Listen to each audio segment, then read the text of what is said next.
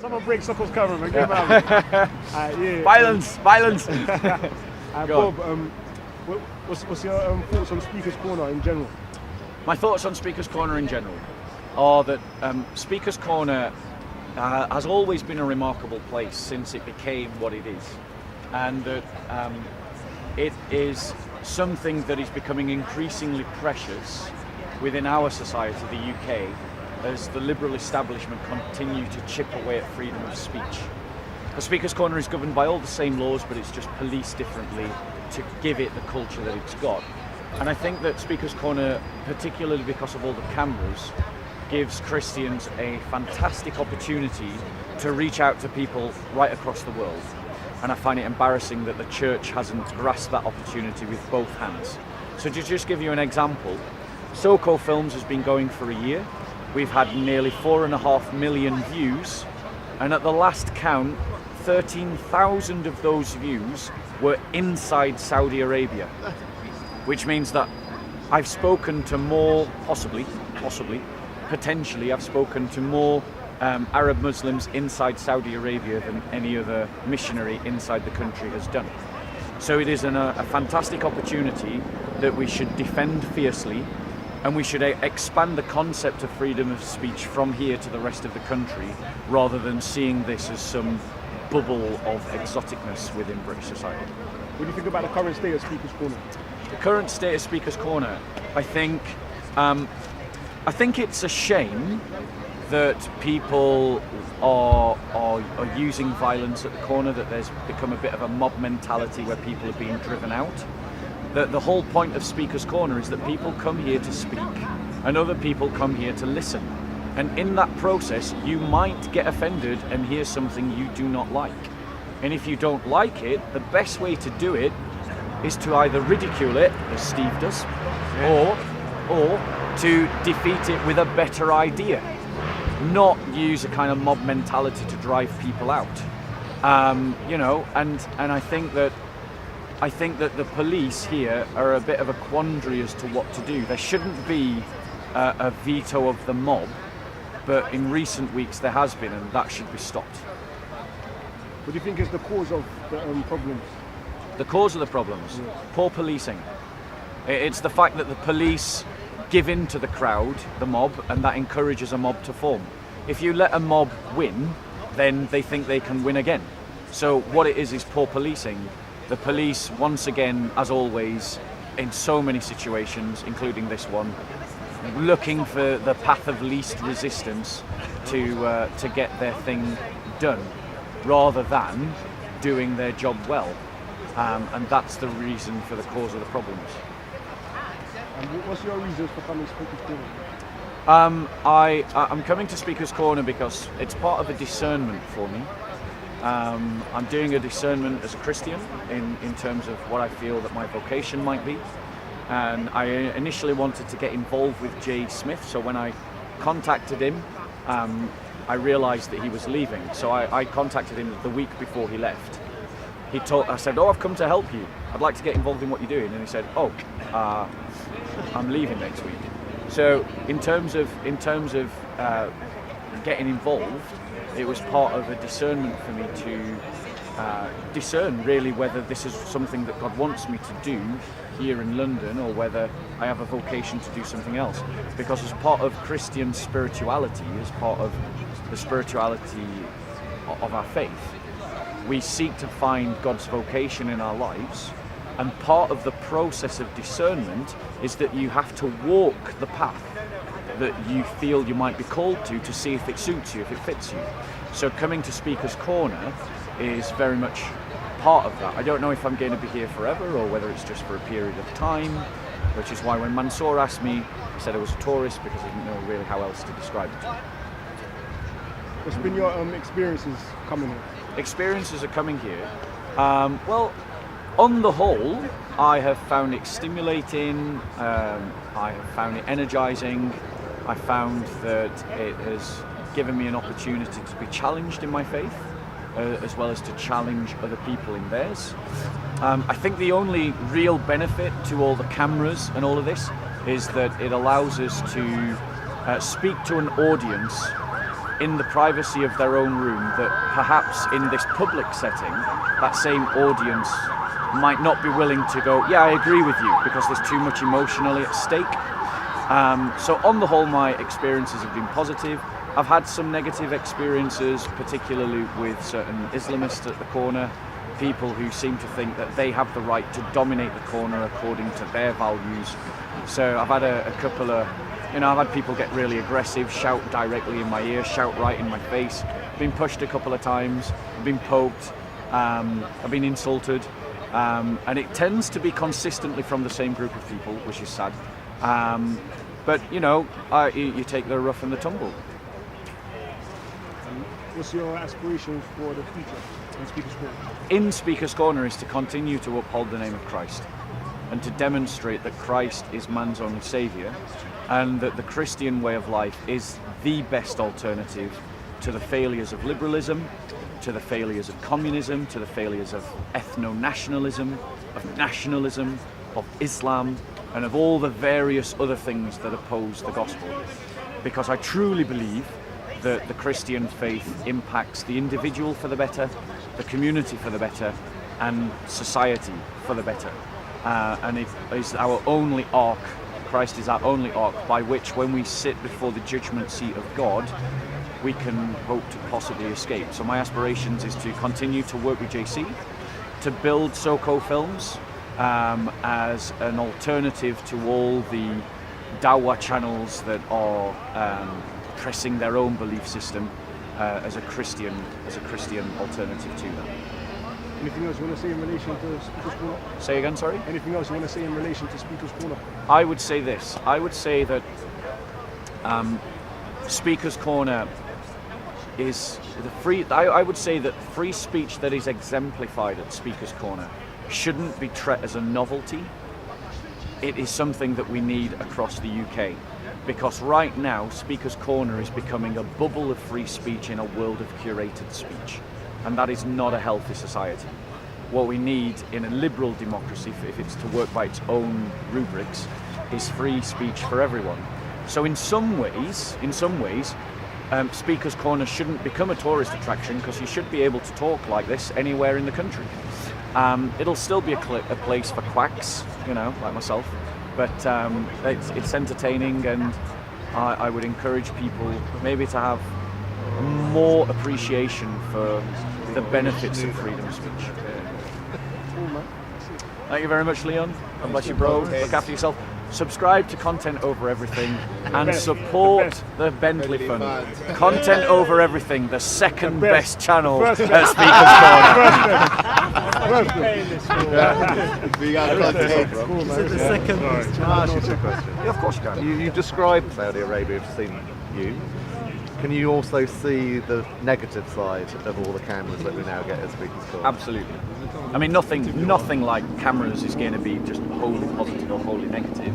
It's going to be a mixed bag, and then you have to balance what are the positives versus what are the negatives. Yeah. And I think that the fact that the police now have had to up their game in terms of policing the violence at Speaker's Corner, because everyone doesn't realise that there was violence before the cameras, it's just that the police were able to ignore it.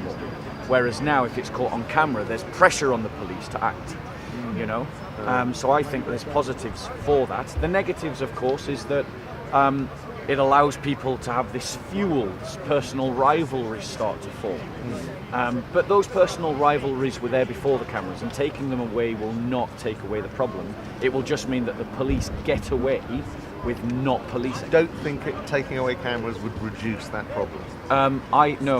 No, the problem would still be there. So the fact that it leads to them being whipped up during the week and throughout the week, you don't think that adds in any significant way No, it to does. the problem? It does, but the way to police society is not to give in to thuggish behaviour, but to oppose it.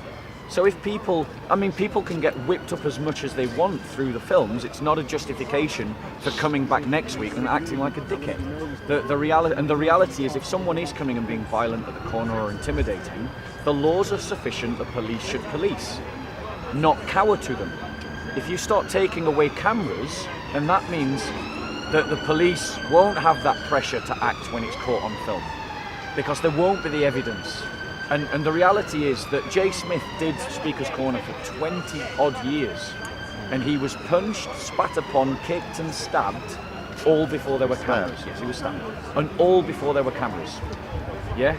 Now the reality is that the cameras create this frenzy, and that's a bad thing. But people should be self-controlled. You know, the Christian faith teaches self-control. Muslims claim that Islam teaches self-control. Not that we see much fruit of it here, but the fact of the matter is that if someone can't control themselves, that is when the police are supposed to step in and control the person. Not take away the cameras because suddenly they're feeling the pressure of, look at all these problems. I wonder whether they are going to take away the cameras. If they do that, I'm not sure how practically they will be able to do that, but if they do, will that stop people coming?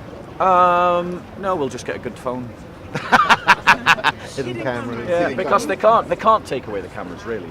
And I think it's cowardice on part of the police that they are even contemplating that fact, because that is again shutting down a freedom of speech. It's freedom of expression, and they're rather than. But let's face it, they're not the first to do that. Look at YouTube, look at Twitter, absolutely. Look what they've been doing. No, absolutely. We've got this culture developing in our society where we are walking into other people taking away our free speech. If the police take away the cameras, what they're doing is they're taking away free expression. What they should be doing is policing people who can't control themselves. And the police taking away cameras is dealing with the cobwebs rather than the spider. Yeah? Good point. So my advice to the police is do your jobs. Like, if someone is being a dickhead, exclude them from the park. Don't take away the cameras just because it shows how much you're not policing. So what is your view on why do they not do that?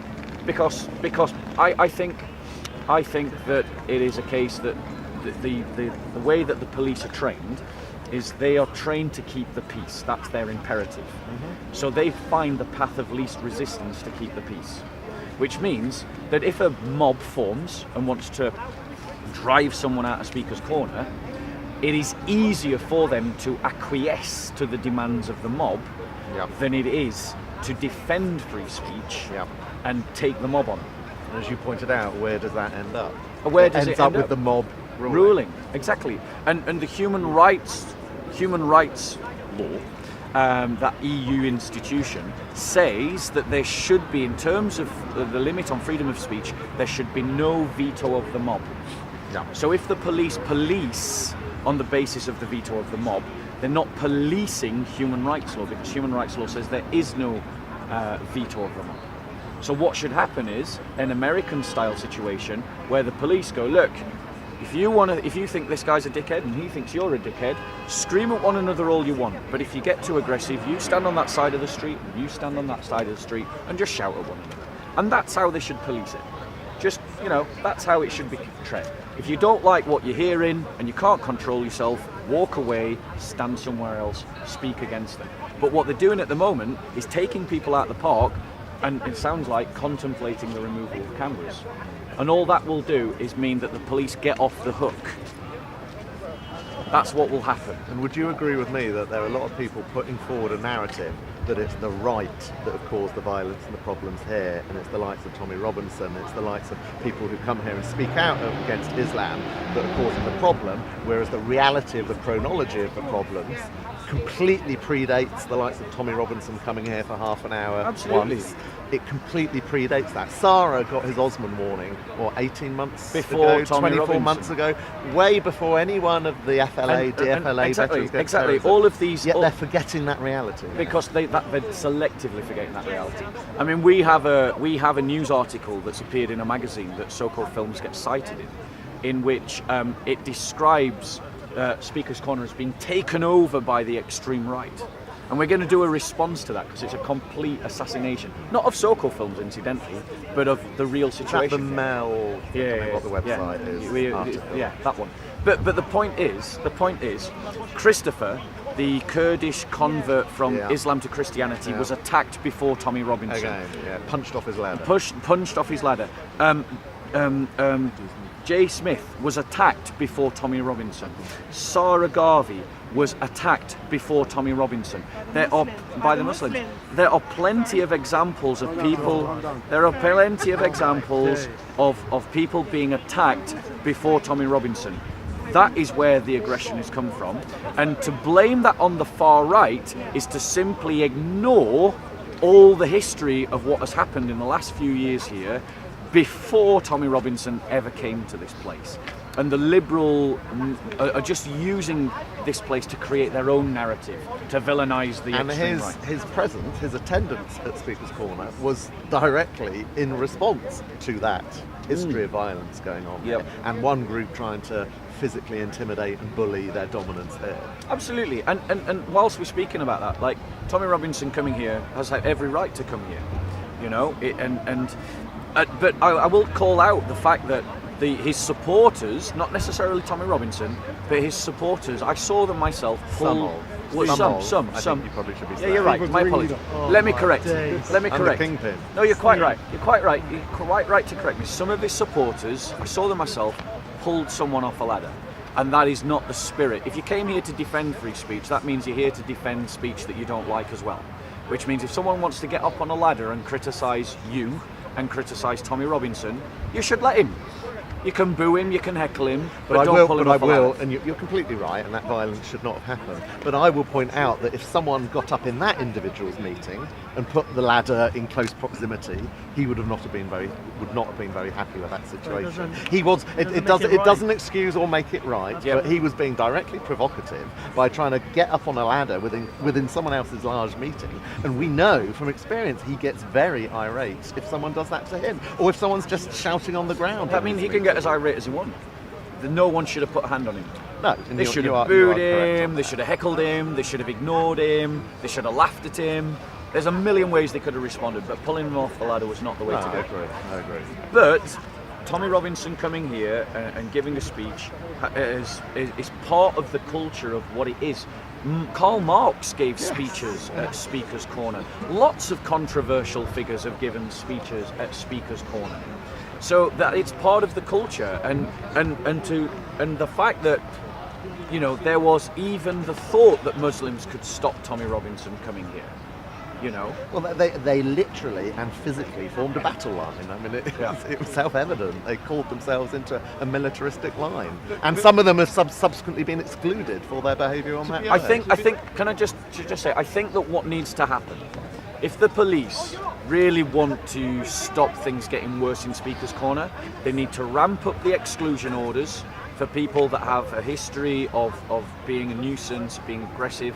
Anyone who uses aggression, like physical aggression, because obviously, you know, I shout a lot, you know, and that. Well, can I give you an example? Need to be excluded. Today, a well-known Muslim, Modine, physically threw a drink of lemonade or something in someone else's face. Yeah. That was immediately reported to the police. And you know what the police's response was? Not interested. If he does it again, we'll give him a warning, or we'll give him an exclusion And that's order. the kind of. So even throwing your drink in a female's face was not felt sufficient for the police to deal with that individual there. But do you agree with me, Steve, that the danger is if people start to feel threatened and they can't see appropriate defence coming from the police, they will start to organise themselves to fill the vacuum. Absolutely. And that is the danger of what is happening with this soft kind of policing of aggression, is that ultimately if you look to the police and the police go, well, you know, I don't want to get involved in that, then because it's not free expression to chuck your drink, that's assault. It should have been treated as assault. I was saying earlier is that today, you know, you were saying that you were complaining that in your experience of Speaker's Corner that people have shouted in your face, said abusive words, and possibly pushed or assaulted you in some minor way, or maybe major way. To be honest, Bob, I've seen you do that today. Right, but what you didn't hear... I saw. Yeah, what you didn't hear in that little synopsis you just gave is I said to Leon, you take the rough with the tumble. Because I don't mind people heckling me. I don't mind people insulting me. And I've said this publicly, it'll be coming out through Soko Films. I don't mind people heckling me. Yeah. Steve, God bless him, when I first came, this guy used to heckle me. But I I'm like not used talking, to. I'm not Yeah, talking yeah. about heckling. There was a guy who wanted to put his bag in front of Mr. Sacco Film's camera, and you moved his arm away. Because, well, I mean, I did that instinctively. So no, I have to apologise to that guy. So that's assault, right? And it's also he. Although Mr. JC has a right to film, I also have a right to do that. And we come change that. Yeah. No, I'm not going to repeat a mistake. I'm not going to repeat. I owe the guy an apology. Yeah. What I'm saying is that we're all hypocrites. Right, but hold on one second. You cannot compare the level of violence and intimidation and thuggery between. There is a stark difference between me chucking my drink in your face and someone putting his hand in front of someone else's camera and then someone moving the hand down. Technically, legally, they both count as assault. Hold on one second. Here's the other difference. Is now you've pointed out, because I really did that and genuinely did not clock it myself that I'd done that. But now you've pointed it out to me. If I meet that other guy, I will apologise to him. Something tells me Mo Dean won't be coming back to apologise to the guy who's took the drink. But it's an escalation of conflict, and actually that's what that guy was saying, the guy with the beard, was around religions and Islam and Christianity needing each other. There's a reciprocal kind of relationships that happen both between ourselves and other people and within our minds that is around conflict. And what I would say is that the main issue is that actually we have to be non-conflicting in ourselves and try not to be hypocritical. You know, you talked about people in particular, some people in this corner, not being able to control themselves. And actually this is an example of actually how control is lost in the individual, even in yourself. If I can reply, again, you're trying to form a moral equivalence between someone moving a hand down out and chucking a drink in the face. Now, I'll be genuine. I honestly did not clock that I did that. I just did that automatically, and I didn't even register it in my own mind. And I'm quite happy to apologise. Did, like throwing a drink in their face as an emotional reaction. But hold on. This is the danger of the kind of liberal soppiness culture that we've got in this country. Is they try to create moral equivalents where moral equivalents don't exist, right? Technically, under the law, they're both assault. But clearly, to any common sense man, there's a difference between those two events. And I'm willing to apologise. Mo Dean will not be apologising. So the thing is, the danger with this kind of narrative that we get from the liberal do-gooders is that they want to create. I'm allowed to heckle you, bro. It's Speaker's Corner, right? Yeah, like you're speaking. That's technically not heckling, right? You're the speaker. Yeah, exactly. So the point is, the point is. Well, I'm glad you recognise that being a liberal progressive is an abusive term. No, I'm joking. So I'm going to confront you on that. Especially abusive when you don't actually know my belief system. The point is, this kind of liberal do-gooder narrative is dangerous, because what it essentially says is don't stand up for yourself. That's what it says. It says don't stand up for yourself, don't stand up for your boundaries, your borders, your frontiers. What it says is and ultimately the way that will work out in practice is that the bully wins. If we all follow this guy's logic, the bully wins. That is not. Actually, if we all follow your logic, that is not liberalism. You and I share the same concerns, I believe, on the subject of Islam. Absolutely together with you on that concern. You continually blame it on the liberalism of our society, etc., etc. I wholly disagree with that. I view myself as a left of centre liberal, and it's because of that I stand against Islam, or certainly many interpretations of Islam, which I view as far-right, fascistic, intolerant. It's because of my political position that I stand so fully against that. Yet you continually almost blame the whole problem on the liberal society. Yeah, I think you come across to me more as a classical liberal as opposed to a liberal progressive. And the thing is that you come across more like a classical liberalism. And the reason why classical liberals have more in common with Christians is because classical liberalism is a much closer historical movement. It grew out of Christianity and is closer to Christianity. Which means classical liberals often find themselves agreeing with Christians, and Christians often find themselves agreeing with. Maybe you should be more precise in your definition. Well, I do. But liberalism, as it is understood today. Because let's be honest, most people don't know the distinction. Well, to me, right or wrongly, a substantial bit of liberalism is tolerance. However, we must not, and I'm sure you'll agree with this, we must not be and should not be tolerant of the intolerant. And surely that's part of liberalism. I wouldn't cut the cake that way, but I get what you're saying. But you're accusing me of liberalism, whatever it is. But actually, I was said liberal do-gooder. Yeah, as a liberal do-gooder. Let's get it right. But I was accusing you of being a hypocrite. That's absolutely nothing to do with me being liberal or not. Yeah, you can call me a hypocrite. I mean, a Hippocrates is someone who wears a mask and pretends to be one thing publicly and another thing in private. That's a hypocrite. I think it's they do something, or they say something, but they do something different to what they say. And maybe he was criticising that? something that he hasn't reached perfection in himself. Exactly. What's Much that? like an alcoholic who recognises that he needs to get off alcohol, but can't yet bring himself to do it. You know, I mean, it's not a It's not a hypocrite not to be perfect.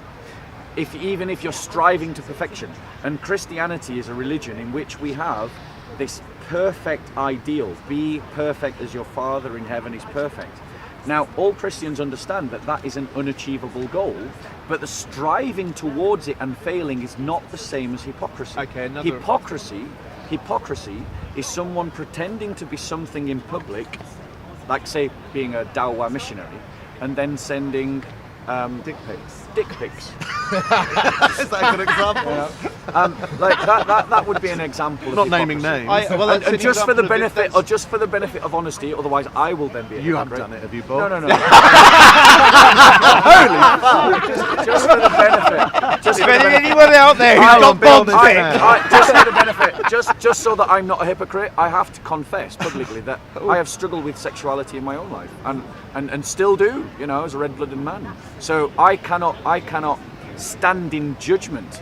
But the fact that I am willing to confess that publicly means I'm not a hypocrite. Can I give an example of where you can put across that message that you put across earlier about control, aggressive, shouting, etc., without being a hypocrite? You say, it would be nice if we could work a bit better because we all struggle with that.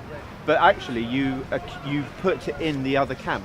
The problem, it's the older plank in the eye, isn't it? So it's putting it under the camp rather than understanding that humanly we do struggle with control, aggression, and communication. I just want to state that I think me and this brother are working to two different narratives, because Christ said, "I have come not to bring peace to the world, but to bring war."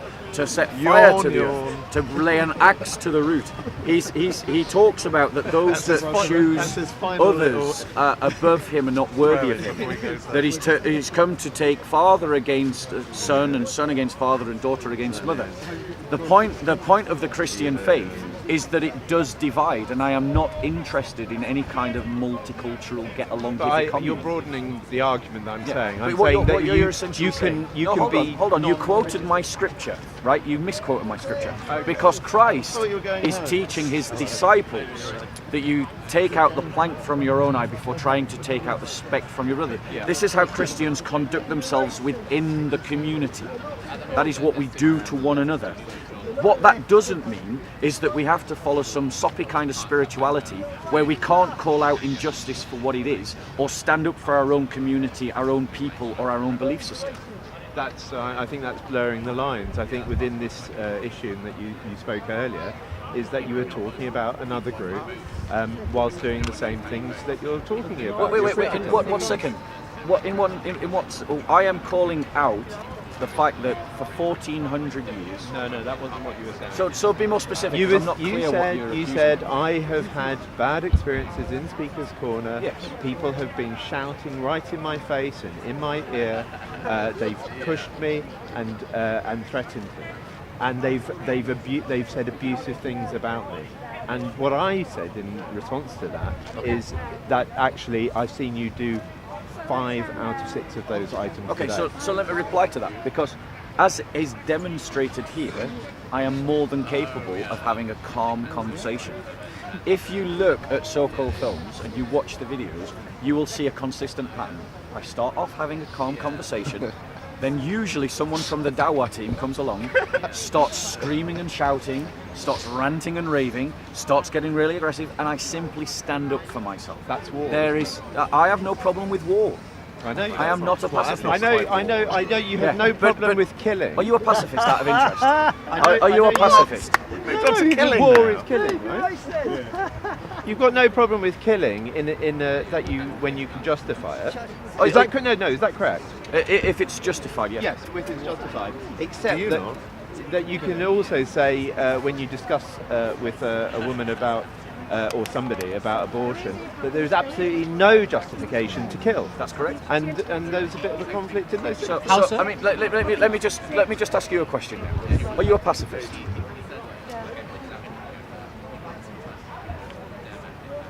I don't think that I could be fully defined as a pacifist. So to call me out for But not it doesn't being mean I justify war. so for if you are not a pacifist, if you are not a pacifist, There's a continuum. if you are not a You're pretty pacifist, far up the one end from the sounds of it. like I mean, it strikes me the I'm not basically I'm just not interested in your get along hippie commune narrative. Like I don't care. I do not care if the Christian faith offends you or being a disciple of Christ offends you. If following Christ means that we all get along, brilliant. I'm all for that. Blessed are the peacemakers. And the cheesemakers. No, the peacemakers. but if being a disciple of Christ means conflict, then fine. I'm good for that too. Like I just want to follow Christ, and I hope that it means peace, and I would work for peace. But I'm not frightened if it doesn't. What I am frightened of is that on Judgment Day I will come before my Lord, and my Lord will say to me, "You unfaithful servant." That is what I'm afraid of. I want to be able to stand before my Lord, and my Lord say to me, "You good and faithful servant." And the faith is to love God and to love your neighbour as you do yourself. Are you a Christian? That's the faith. Right, because you speak with these, you keep trying to characterise my Christian faith as if it should fit into your kind of political narrative. Not really. I'm utilising a common Christian kind Exactly, of saying. and that's the problem with common, mate, is it's all too common. You know? Common is like... It's also a quote from the Bible. Yeah, opinions are like belly buttons. But it's Everyone's got one, but they don't hold much Your water. synthesis of it is going to be Some are different in from and the some are next out. person. No, well, actually no, because there is a historical way that the Christian faith has understood itself. And if you're as rooted and approximating yourself as close to that historical faith as possible, then it is not about your personal opinion. I hope in my whole life that I express nothing new in terms of Christian doctrine. I only want to re-express all that is Christian doctrine. I hope that in all my Christian life I never express a new morality, that I only re-express the old Christian morality. The problem with the kind of narrative that you seem to be following is you want Christianity to fit in your box to work for your political agenda. And I do not care about your political agenda. I want to destroy your political agenda. Because I want my faith. But you're saying that I'm putting words in your mouth.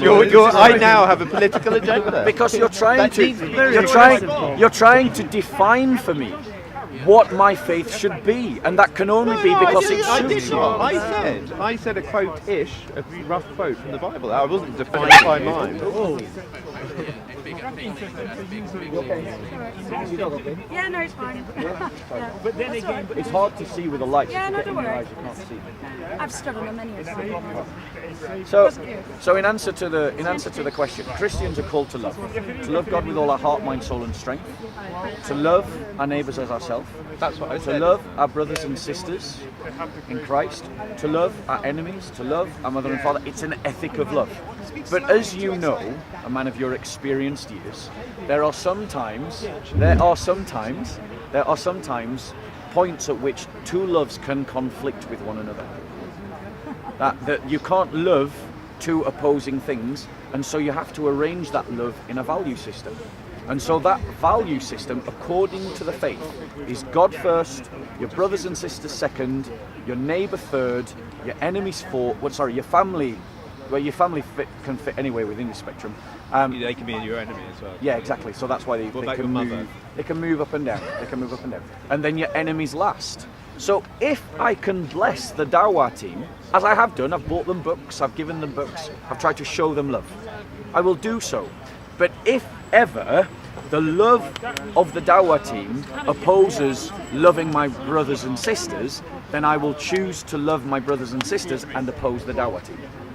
So love is not kind of some soppy, gushy kind of, oh, let's all get along in a hippie commune. It can sometimes be hard and sometimes be soft, depending on the circumstances. That's within your worldview. That's the Christian worldview. Well, I would say that would be within your worldview. It's the Christian worldview. If you're going to dispute broaden that, the whole of so Christian. bring your evidence. If you want to dispute that, where's your evidence? Okay, my dispute of that statement is very broad to say that that's the whole Christian worldview. But what is your evidence I'm wrong? Well, I haven't got all the evidence because that's like proving. Do you have something. any evidence? Get busy, bro. I would say that I would have met a Christian who had an opposing view. So does that mean that that's not all Christians then? No. It would say that opinions are like belly buttons; they don't count for much water. So if we're I just talking met about- said, But anyway, the point we're that I was talking trying about to- history. This has been put into No, practice. you were talking about a hierarchy of Yes, love. yes, absolutely. You find me a Christian that says that your love of God should be secondary to anything else. Well, that wasn't the hierarchy that was being questioned. Really. No, that is exactly the hierarchy. I said the love of God was enemies, first. the family. I said the love of God was first. So now find me a Christian who would dispute No, but that. I was disputing the other hierarchy. All right, the so I'm secondary right. hierarchy. I am historically right about the first one then. I think it's clear that would be, but whether I would also imagine there will be some Christians who actually I do know who say, yeah, I'm a Christian, but I don't believe in God. So that anyway, They're not this Christians. is exactly. They're not but Christians. they're self-described. Who cares what they describe But themselves this is by as? the by because There are men who describe themselves as women. Because the other issue that I wanted to make, which is, I think is a bit more important point, is about what is actually defined as love. And I think that a lot of the way that you talk about the Dawah team is, in a sense, judgment. And I think that actually when we understand our judgment, that is when we actually understand compassion and love. So let's just deal with that, because there is again this kind of soppy do-gooder attitude that says, oh no. I wonder if there's a way that you could describe it without that first bit that you start, the soppy do-gooder. Okay, the do-gooder. There is a do-gooder attitude. Does that meet your criterion? So there is a do-gooder. Actually, no. I mean, Steve laughed. That's great. Oh, you often make me laugh. That's great. I'm sure I do. So my point to you is, right, the problem with that. I don't mind if you call me soppy. Sorry, that's so good. So the soppy do-gooder. The problem with the soppy do-gooder attitude is that it doesn't understand the difference between judgment and discernment. Okay. So in the Christian faith there is a difference. We are called not to judge because it is not our responsibility to judge. God will be your judge, God will be Steve's judge, God will be my judge. Okay? But I can still discern. If you are an asshole, I can discern that. Yeah? And there is nothing wrong with identifying an asshole for what he is. So if a thug is coming here behaving like a thug, I can call them a thug. And I can discern that they are a thug by them being a thug. And there is no judgment in me discerning that. I think there is. Or calling it out. So what you're trying to say is we can never make. Are you saying that we can't make any moral judgments? I think I'm saying play the ball, not the man. Are you saying that we can't make moral judgments? Play the ball, not the man. Yeah. So you're saying that I call them out for being a thug. Yeah. Actually, they're a human being with some thuggish behaviour. So are you saying that we shouldn't oppose the thuggish behaviour? I'm saying that we shouldn't label people in broad universal terms. Did you not That at the is a big one? definite soppy Yeah. position. Sorry. Let's be clear. At the beginning, did you not label me a hypocrite? I said that what you were saying was hypocritical. Ah, right. Okay. That's a cunning kind of I'm not get sure out. if you did. Cunning get Precisely out. like that. I mean, I honestly cannot remember whether he called me a hypocrite or just said I was No, being he called you a hypocritical. Did he? Did I, or did I Right. say isn't So- that? so- aren't you being? No, I think Well, you actually said the everyone words, can "You are a rewind the hypocrite." tape and find out for But themselves. I did But also my say point I is- did also say that I also am a hypocrite, as is everyone. Okay, so my point to you is that in terms of dealing with this kind of thuggish mentality, yeah, right. Your kind of soppy attitude will not solve anything. You will just be bullied, and by your position that you're taking up, you are going to drag everyone down with you. So because you want to be a wimp and you want everyone else to be a wimp, you're saying that we all need to get bullied because you don't like the confrontation that comes about by standing up against the bully. No, actually, I would disagree with that, and I'd say it's not about standing up to things that are attacking you, but actually it's a kind of instigating a level of antipathy towards groups of people by giving broad terms to those people. So when you're here, it's the same as self-defense, isn't it? So if somebody's attacking you in legal terms, you can defend yourself against them. Do you agree but you can't go chasing them and then kind of hitting them afterwards. The people that you're talking about, they're not even here, so you're not defending yourself, you're not being pressed by them, you're just talking about them, you have a narrative about them. Except that they are also broadcasting a narrative about us. I know. And so in terms war, of, isn't it? That's in terms war. of, again, I have no problem with war. In terms of, But they're not here now. But they have a question about they're not here right now. But obviously, when Bob's speaking, they are around him and doing whatever they do. But they're not here right now to accost him or whatever. And my argument, which Bob finish disagrees, is that we're all doing the same sort of thing. Can I just finish my point? My point is that right now there will have been Dawa channels broadcasting a narrative about Christians and about the Christian faith. Okay? Now please know that I am at least more courteous to Muslims because I argue against the Dawa team. I make a distinction between Muslims as a whole and these Dawarists who are coming here and libeling Christians as confused about the Trinity and not knowing their faith, and I am more courteous than to them. They would say that you libel them. And I would also say that You're not addressing what I've said. I would also say that you accuse people of being in the Dawa team, whether you know them or not. Well, I would suggest that if I recognise a face as someone who comes a lot, then they're in that team. Yes. Yes, they broadcast themselves having meals together.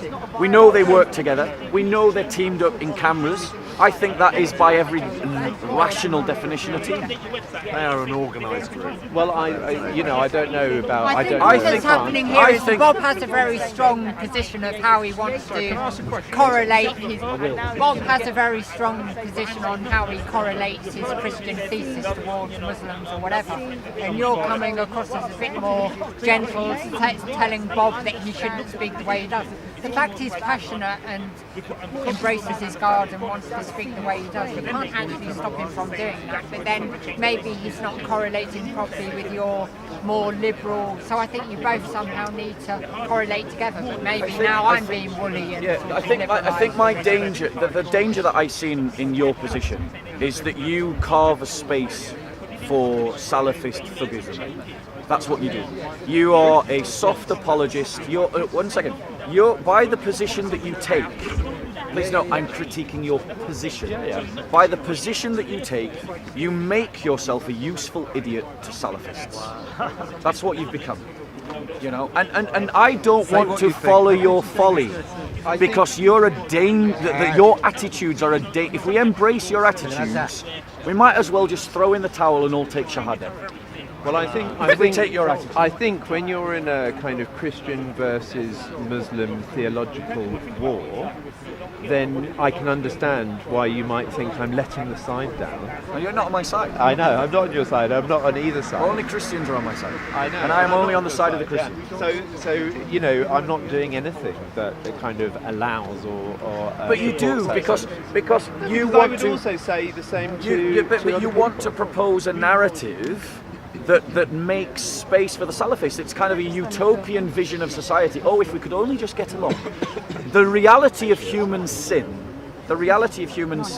is that your utopian vision is a daydream. And the quicker you let go of your daydream, the better.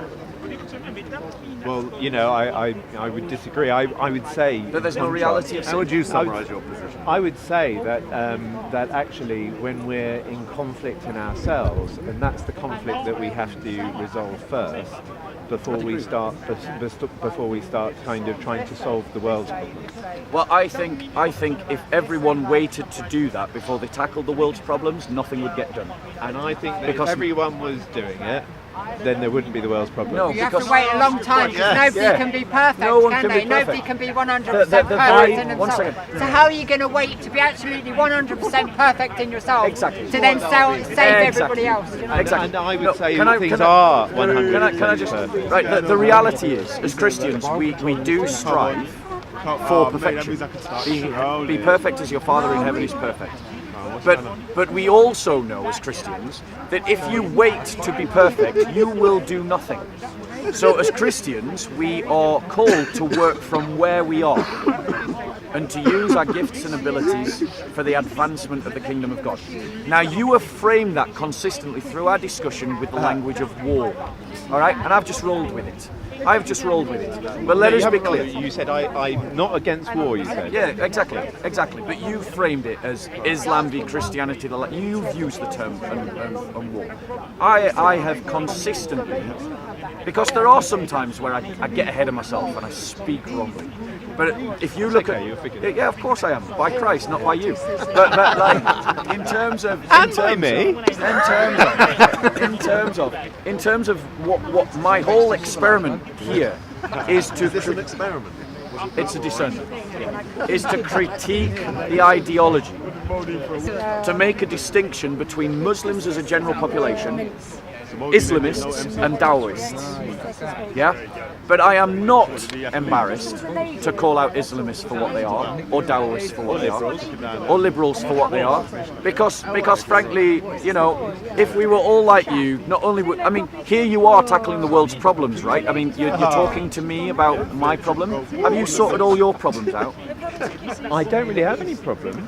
Wow. Wow, you're Are you a perfect? perfectionist. No. All right, hold on. Now, didn't your logic be sort yourself out before you sort out the problems of the world? So what are you doing here talking to me? Having fun.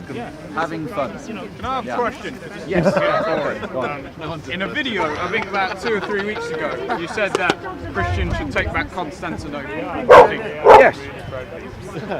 Hey, leave Constantinople alone. Constantinople belongs to the Christians. Greeks.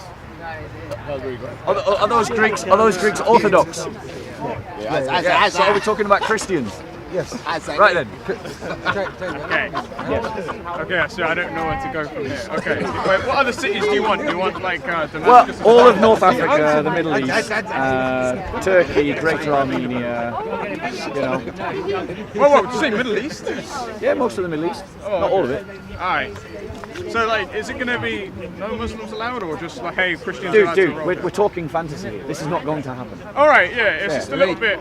It is just to point out the fact. The reason why I said that is to point out the fact that those were Christian lands taken by force. It's never going to happen. Yeah. I mean, I would love it to, if through a legal political system, you know, like Israel was established. You know, land was carved out of the Middle East and given to the Jewish people. If something could happen like that for the Christians in the Middle East, I'd be all in favour of it. And including, that's Greater Armenia. Remember, Muslims are occupying northern Cyprus right now. They're occupying southern Kosovo, southern Serbia right now. You know, Christians are being persecuted right now, and the liberal establishment doesn't want to do anything about it. You know, Hagia Sophia is a Christian church that is being desecrated right now. Yeah? And the world wants to pretend. And the church, because of our useless leaders, is silent about all of these things. And we're told that Aza Bibi would not be given asylum by the British government because they were worried about what would happen in Britain. That is exactly what they've said. Now, what does that tell you about what the liberal establishment? They accuse people. They accuse people of Islamophobia. Is that not a form of Islamophobia? I am afraid of what? Violence towards one individual? Riots on the street? What are their security concerns? And who are their security concerns about? You know? So, are we all done? You got anything more to say, do-gooder? No, you know, I can't help it. Yeah. Shoot Anyway, me. it's a pleasure Shoot speaking me. to you. You look after yourself. Take care, Godspeed. Steve, as always, mate. See you on Thursday? Oh yeah, the thing. Yeah. I will try. Is that the secret Illuminati? Wink, wink, nudge, nudge. We're having a Freemason meeting. Yeah. Like, He's going to try and tackle his sexuality. Do you have not going to respond to that. Sorry, I'm going to let you forget that. Anyway, Well done, Bob. God bless. God bless, Bob. Have a lovely night, guys. I'll see you in maybe a week. Peace.